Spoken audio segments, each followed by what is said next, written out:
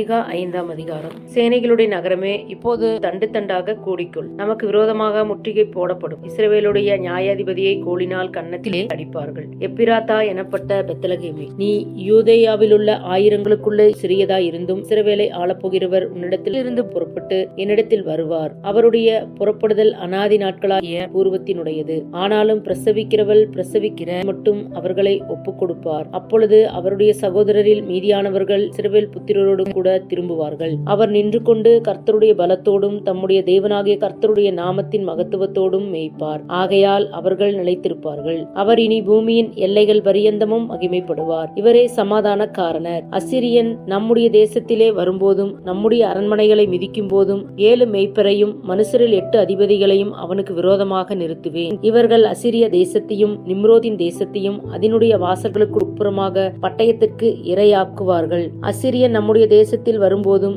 நம்முடைய எல்லைகளை மிதிக்கும் போதும் அவனுக்கு நம்மை தப்புவிப்பார். யாக்கோபிலே மீதியானவர்கள் கர்த்தராலே வருகிற பணியை போலவும் மனுஷனுக்கு காத்திராமலும் மனுபுத்திரருக்கு தாமதியாமலும் பூண்டுகள் மேல் வருகிற மலைகளைப் போலவும் அநேக ஜனங்களின் நடுவிலே இருப்பார்கள். யாக்கோபிலே மீதியானவர்கள் சிங்கம் காட்டு மிருகங்களுக்குள்ளே இருக்கிறதற்கு சமானமாகவும் கடந்து போய் மிதித்து தப்புவிப்பார் இல்லாமல் பீறி போடுகிற பாலசிங்கம் ஆட்டு மந்தைகளுக்குள்ளே இருக்கிறதற்கு சமானமாகவும் ஜாதிகளுக்குள் அநேக ஜனங்களின் நடுவில் இருப்பார்கள். உன்னுடைய கை உன் விரோதிகளின் மேல் உயரும். உன் சத்துருக்கள் எல்லாரும் சங்கரிக்கப்படுவார்கள். அந்நாளிலே நான் உன் குதிரைகளை உன் நடுவில் இராதபடி சங்கரித்து உன் ரதங்களை அழித்து உன் தேசத்து பட்டணங்களை சங்கரித்து உன் அரண்களை எல்லாம் நிர்மூலமாக்கி சூனிய வித்தைகள் உன் கையில் இராதபடி அகற்றுவேன். நாள் பார்க்கிறவர்கள் உன்னிடத்தில் இல்லாமற் போவார்கள். உன் சொரூபங்களையும் உன் சிலைகளையும் உன் நடுவில் இராதபடி நிர்மூலமாக்குவேன். உன் கையின் கிரியையை நீ இனி பணிந்து கொள்ளாய். நான் உன் விக்கிரக தோப்புகளை உன் நடுவில் இராதபடி